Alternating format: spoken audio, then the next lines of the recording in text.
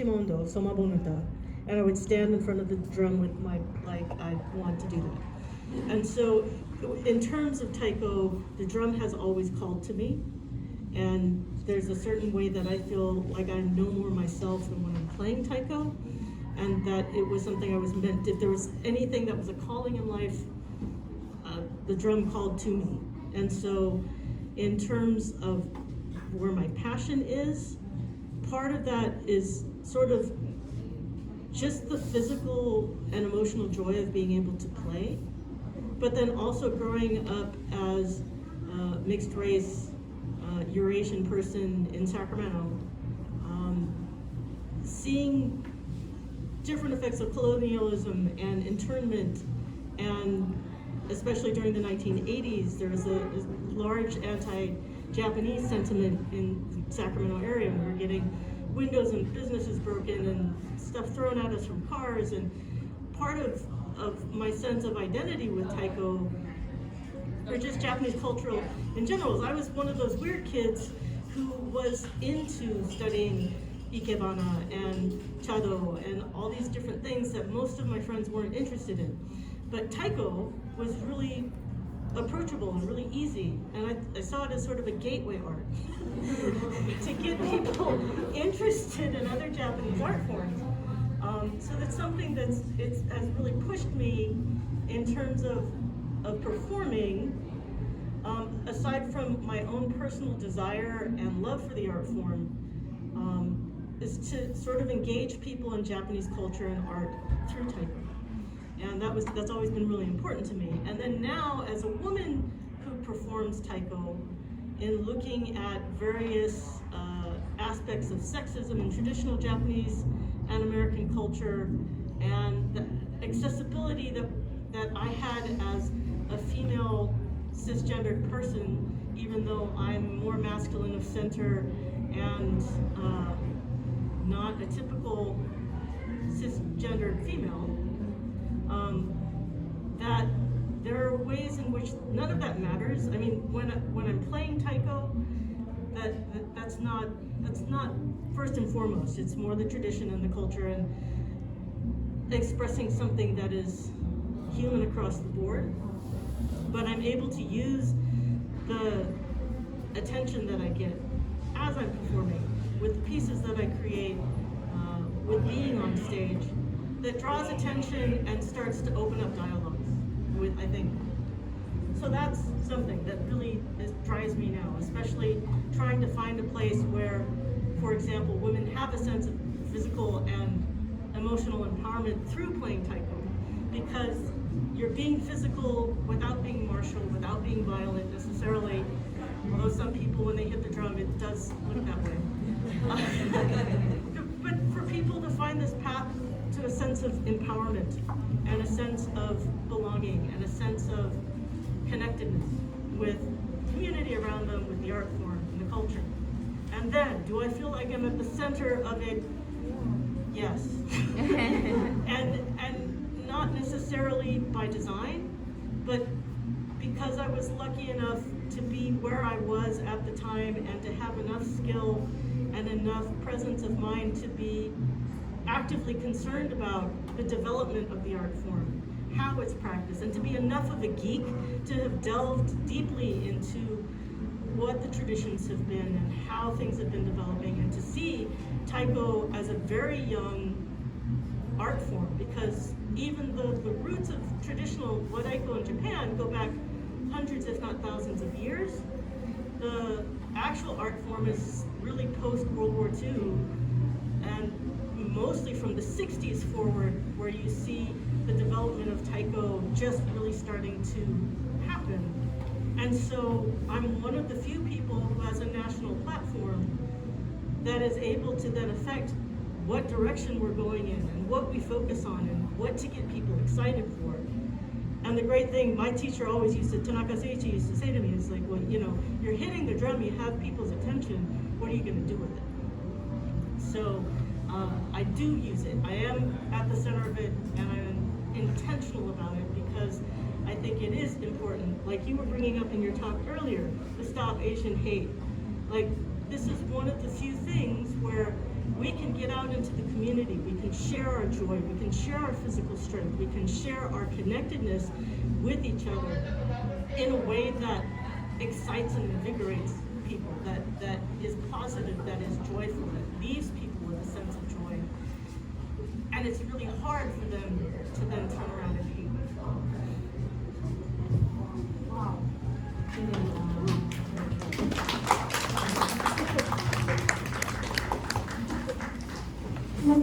It seems to be some people are determined to educate others, you know.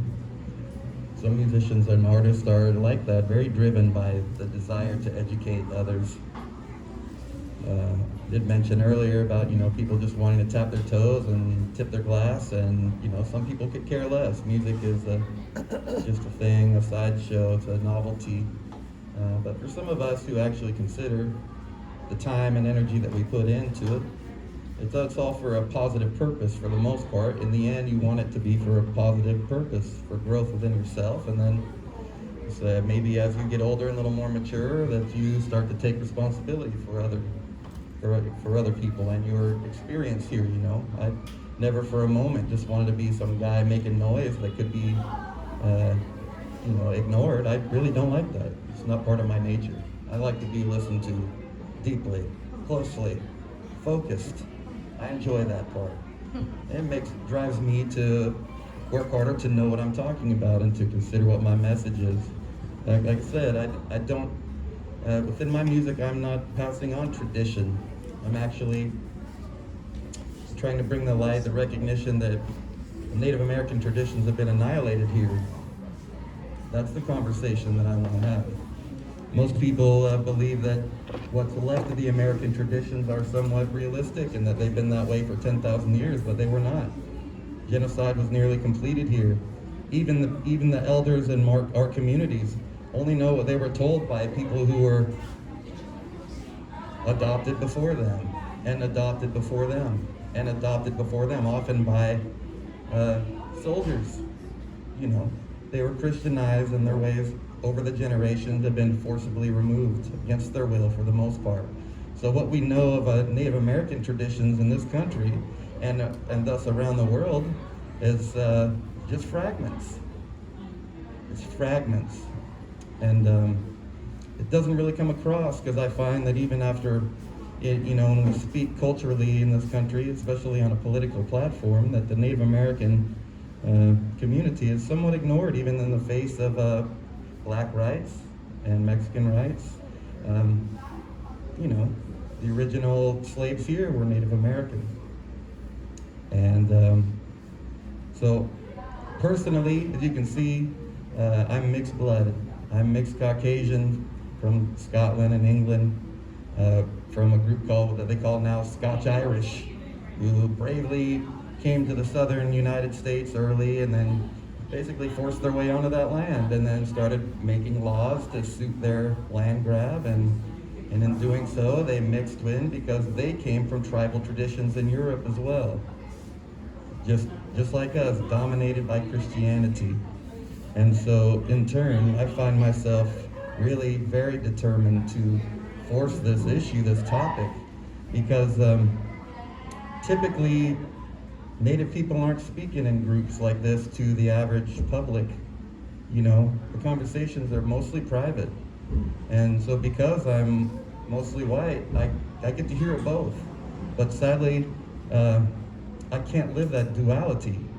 You either succumb to capitalism or Christianity or anything along those lines of colonization, or you find a way to reject it. And if you reject it, you're not welcome amongst those who do. They don't like to hear it, and they don't like to talk about it. That's why to this day, whenever Native Americans and most other races too get together and protest in any way, it's a violent battle, because people don't want to hear that you don't believe what they believe. That's a hard reality for most people to take here, because in God we trust. In order to have all this thing here, you have to believe in the hierarchy and the paternalism that's come down from this dominating culture. So I find myself like driven every day by the ironies that nobody else seems to speak of, except in the communities that are not on the big platform. I'm fascinated because, the styles you're working in are, mainstream for want of a better word, but the message you're sending is not, is what I'm getting. I'm fascinated. Let's hear from you two.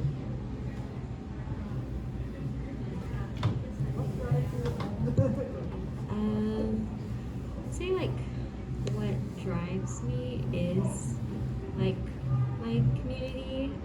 Sorry if I'm not like the best at speaking about this stuff, but yeah, like I think it's over the past few years, especially, at least in the Salinas area, Monterey County, a lot of like our Issei generation, we've had a lot of like loss, and it feels like our community is somewhat dying, and it's really sad. And I guess like me and like a lot of people from my generation have kind of been thinking about like, oh, like how are we going to keep their legacies alive, and how are we going to share like their messages and like their wills to people. And I think for me, Enka is like one of the ways that I can do that, because it's something that I've like done with not only my grandma and my grandpa, but all of their friends. And it's been like a huge part of like our communities to have like all like the younger kids from like honestly the point that they can walk, they're on stage like singing all these songs, and it's a way for us to interact with like Issei and our like most of the people that were my age in my community are sensei. So I think that like for me, something that's kind of driving me to continue Enka is to keep like my community alive and like the wills and like the legacy that they left. And I guess if I'm at the center or the side, I think I am more at like, I think the central portion of Enka singing is still like the Issei generation. They were like that was a huge part of their everyday lives. They would have like, the gatherings, the Kaio Club, karaoke club, and performances. And I think now, I guess me and like, example, my cousin, we always have conversations of like, how are we going to like, what's next, I guess, and how are we going to continue this like tradition, and how are we gonna have people actually care about it too? That's a pretty big question that honestly I don't have the answer to. So for me, this is like one step, I guess, performing here, because I haven't done Enka in front of anyone in like 10 years. So yeah. We're all open to hear or sing it. Yeah, let's see. I guess what drove. Well, I guess I could say it now that my sisters are gone. The thing that drove me selfishly was I missed performing with them so much. I had gone to Japan for graduate school, and growing up, we always performed in Sacramento. We performed as part of a bigger group, but coming back, I was like, okay, I'm in San Francisco, they're in Sacramento, and I hadn't played shamisen for a while. I hadn't performed any sort of dancing in a while, and then I thought, well, who do I trust to like practice with and perform with and be embarrassingly like rusty with all of my moves with? And I thought, okay, my two sisters, well, I can elbow them into it. So that's sort of, I think, what had driven me at the beginning. But then once we started, like taking baby steps or initial steps and performing here and there within the Japanese American community and then the larger community, it became clear to me that while I always thought of myself as sort of like on the periphery of Japanese traditional performing for Japanese traditional performing arts, for a lot of people, this was like a very niche thing, and then they thought, oh wow, you're so connected, like you're in the center of all this, you're involved in all of this stuff. And for some people, I became like, oh, like what's going on? Like I want to go to an obon, I want to do this, I want to do that. Like how do I find this? How do I be in community? So it was odd because I had always considered myself sort of on the periphery, like growing up mixed race in Sacramento. I was just like, I was sort of accepted into it begrudgingly. But then to see other people coming forward and like seeking sort of cultural connection, and them seeing me as part of it already, and being central, I think it's still something to sort of like think about all the time. Like, today am I in the center, or tomorrow am I going to be sort of like not that big of a deal at that event, or whatever. So yeah, it's interesting to see how it will sort of develop from here, especially in I think Northern California, where there's such like a strong Japanese American community versus, say, if you were to go elsewhere in the United States, and it's just like you get grouped in with other cultural artists. So it's all very relative to me, I think. Yeah. Oh, sure. I just turned 55, and yeah, and so 30 years ago, I was where you are now, and I just want to say, it's really exciting to me to see two people, young adults, interested in Inca, interested in Mino, and as somebody who's now considered a leader and at the center of it, the only thing you need to do is keep doing it and love what you do, but. First thing, but that you'll quickly find yourself, if you care enough to keep going and you care enough about the art form to ask these questions and to try and get other people involved, you're definitely at the center of it, and because of you, these traditions are going to continue, and it really makes me happy to see. Nice. What a lovely response. And I think you all can hear the level of commitment, and the thoughtfulness of these four artists. In a second, I'm going to turn and see if any of you have questions for them, because this is a great chance to just learn more about them, right? But lightning round, okay? Lightning round. Which food truck would you all, each of you, like to hit before the festival's over? Which food truck? Their answers will be revealing tonight. I tried to get lumpia, but we ended up in the dumpling line because the lumpia line was over an hour and the dumpling line was only 45 minutes. And I can strongly recommend the dumplings, especially the kimchi. Really good. I didn't get the chance to see the list of it, but I'm sure there's pizza somewhere. I'm always looking for the pizza truck. Also, anything plant-based. We're very plant-based supported. It's not a food truck, but the Davis Creamery. I heard there's a custom Pilsner or ale or something, so I'm trying to get some. I'm gonna go around to the different beer booths. All right, that's right. Yeah. Okay, great answers. Does anybody have questions? No, there's no question too small or too large. I'll just project, I don't know if it does. So how has the pandemic changed the answer you just gave? Not about the food truck, sorry.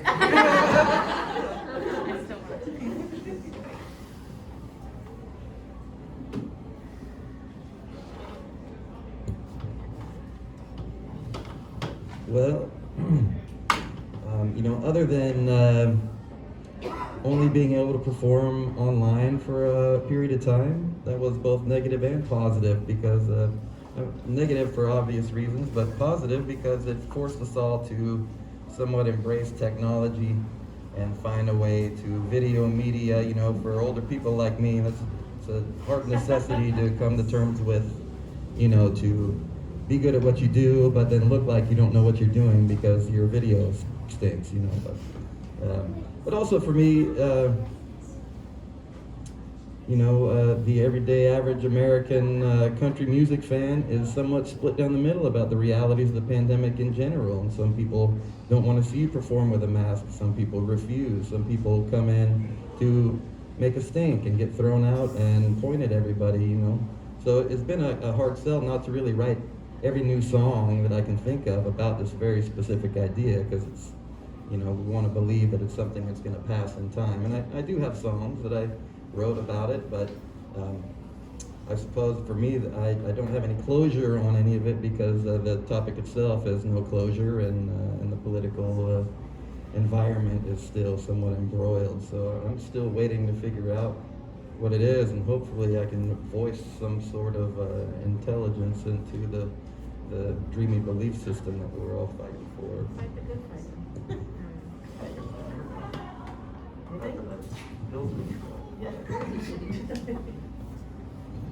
I think with maybe not so much recently, but like early on in the pandemic, I would, of course, missing socializing, the gatherings, etc. And then eventually, because of what it started like Marchish, April, it started to come to summer, and then all of a sudden people were like, there isn't going to be bazaar season, there isn't going to be Obon, there won't be memorial services. And then now of all times, it's like people were passing away or like having to go through very difficult times, isolated, and then sort of bazaar and Obon season, festival season was like, all right, I'll get my like serotonin of socializing in the summer, but then that was basically gone for a lot of people. So I think that really changed for me, because at that point people were like, I even if it's virtual or even if it's not in a group, I would so much love to just hear the music, even if it's dancing in my home or dancing to 10, 20 feet apart from each other.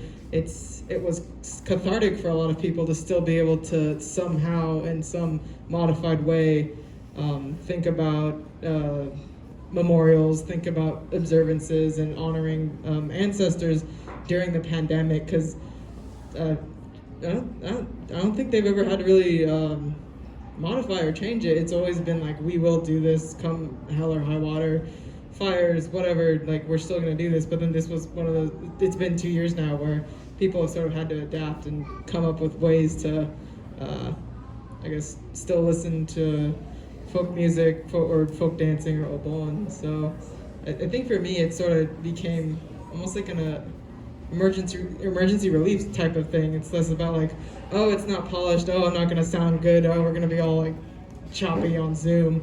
It was like, this is what people would like to hear, and if I can like give them that, even if it's not great, so be it.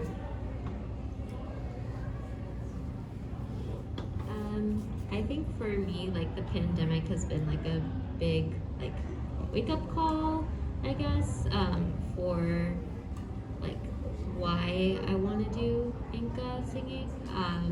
You kind of touched upon it, but like I think the fact that we didn't have Obon each year kind of started to really get to me and my family, because like Obon is like celebrating people who have passed away, and like as people were passing away more and more, it was really difficult for us to cope with it.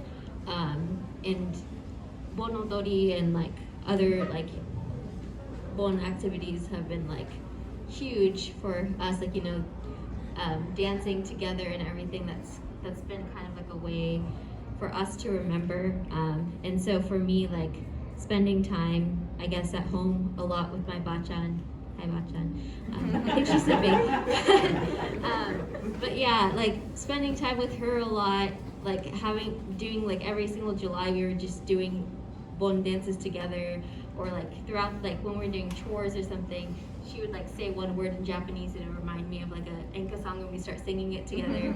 Like things like that kind of like revived my interest in it, and also kind of like showed me like, oh, like this is why I want to, I guess, continue it too, is because like I guess I think that the phrase like you don't really know how much value something has until you like lose it. Like I think that really held true for me, especially during the pandemic. So yeah. I think for me the pandemic has been really tough, in as much as, like everybody, starting the March with the shutdowns, like the day after my birthday, everything was shut down, and successively throughout the year every gig I had was canceled. And so it's been 2 years of yeah, maybe we can do, no, that's not gonna happen. And so much of Taiko is live performance, and you can watch it on video and you can have classes on Zoom, but it's not ever going to be the same. And that's been really hard, especially for the collegiate kids who missed out, just completely missed out on what their Taiko year should have been. And a lot of my peers started teaching online, and I didn't want to sort of compromise what they were doing because there's a limited, amount of resources for people to sort of make it this way. So it's been a really challenging time, and it's been hard to stay, not necessarily, I guess when I was younger, it would have been, yeah, anything, Taiko, do anything, anytime, practice no matter what. And now it's just like, well, it's just, actually this was the first time in 30 years I've had a real break. And a real break meaning not only could I not, because as a professional Taiko player, I'm constantly hustling for the next teaching gig, constantly hustling for the next performance gig, because this is how I make my way through the world. And with everything completely stopped, for the first time in 30 years, I actually could step back and breathe. And as I'm coming back into Taiko now, it's given me the space to then refocus on where I want to go with my art form and what I want to create in the time I have left, and not to be sort of nihilistic or depressed about it, but I figure at 55 maybe I have 20 good physical active years, so 20 more bones, 20 more times of doing an anniversary concert, 20 more times of doing California State Fair, 20 more times. What is that going to look like, and how can I use the rest of that time to continue what I've been doing that I enjoy, but also to start to create a pathway to give what I have to others, so that once I'm gone, what I hold dear about my art form and what I hold dear about culture continues. Wow, a great question, a really generative question, yes. Anybody else? This is your chance to learn a little bit more about these amazing artists. And I think you can tell at this point how thoughtful they are, how committed they are. Anybody else? Don't be shy. I kind of feel like there's a question over here. I'll ask, no one else will. I have to. I'll try to project. Hello. So I am a disability studies scholar and Taiko player, and this is maybe a Taiko-centric question, but I think all musical arts are embodied. How, in teaching or in performing yourself, do you think about or approach accessibility, modifying things for what is able for your body or your student's body? As a Taiko player, I have a back injury, so Odaiko is something right now I can't do. And I wonder how you navigate that, how you think about that in your practice. Okay, since this is a Taiko-specific question and I'm a Taiko player, I will field it. In terms of accessibility, there are all sorts of workarounds, and even one of the things I actually specialize in is working with people who are injured and teaching Taiko in a way that I hope will keep people from being injured. And so it's looking, after having done a fairly in-depth study of anatomy and after having looked into issues of ergonomics and biomechanics as they apply to Taiko, that one-to-one, when I'm starting to work with somebody, looking at where they are able and where they are not able, and then tailoring what we like. You want your songs to be a certain way, and you want the traditions to continue and the form to be right, on the one hand. On the other hand, you're dealing with somebody's body in a way that you look what the range of motion is, and you look how to safely increase that range of motion. You look what the capacity is, and you address, with different exercises, how to, work with the skills that person has. And I think part of the difficult thing when I first started is I was San Francisco Taiko Dojo. You do it his way, that's the only way, and if you don't do it, get out. And that's not the approach I kept, because it's not very approachable. And in terms of what taiko is as an art form for people. I mean, there's the hardcore sort of traditional, we want these traditions to continue, we want, we want the form and the style to be appreciable on the one hand, and on the other hand, this is a living art form that is supposed to make people's lives more joyous and more powerful.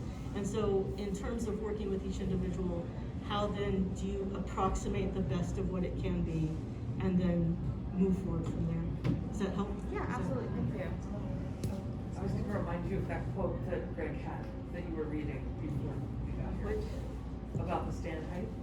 Oh, yeah. Greg Wada just posted about a taiko teacher who said, what should I do if we have short stands? It's like, eventually you do have to build bigger stands or have lower stands so people can sit and play. And if you have a back injury, I'd like to talk to you about what it is you can do or can't do playing a taiko, because a lot of people approach taiko in a certain kind of physical way that's sometimes counterintuitive to what actually needs to happen for it to look and sound good. So Thank you. I'd like to work with you on that. Sorry.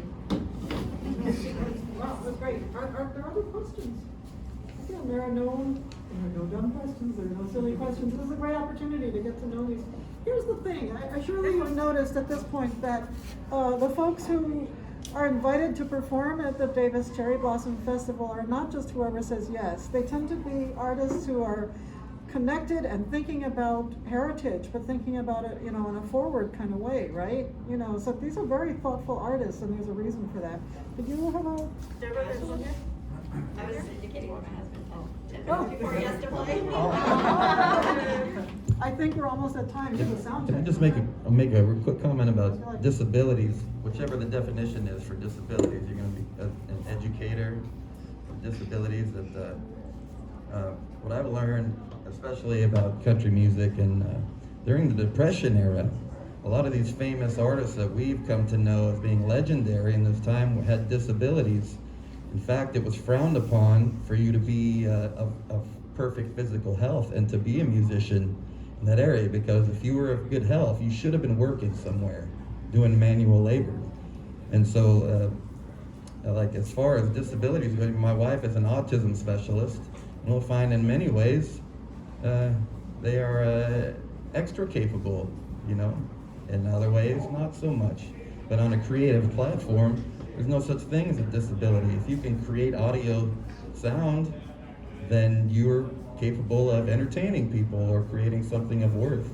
But disabilities in that era, Hank Williams Sr., the famous Hank Williams that everybody looks to nowadays in my old man genre, had himself, he had scoliosis of the spine, and he couldn't take a regular job, and ultimately drank himself to death by self-medicating. This has become part of his legend, that he was a hard partying, loud guy, but he was forced into that position because he couldn't get a regular job. And if you weren't through the church or had some other reason that you weren't working, it was expected of you to fill in these needs. Nowadays, we've career categorized music as though some people are meant to do this by choice and only they are allowed to do it, which is something that our society has done, Like, I'd love to see that the traditions are carried down. It's the same for my relatives that, and other races as well, Greek school, and, the young people are being re-educated into their traditions, which is super important in my opinion, because I'm finding that our cultural tradition in the States has nothing to do with actual spirituality or history or anything like that. It's just based off of, now it's based off of how many Instagram follows you got and how good your effects look, and that's completely defeating the purpose of spirituality and education. And the purpose of what I think we're trying to do is re-inject some tradition into this culture, which is somewhat failing and dismissing all of it. Everybody's welcome. At 4 o'clock, 2 of our artists are going to perform. John's going to be at one of the outside stages, and Renee's going to be right in here. So you have a tough decision to make right now. But let's thank all 4 artists.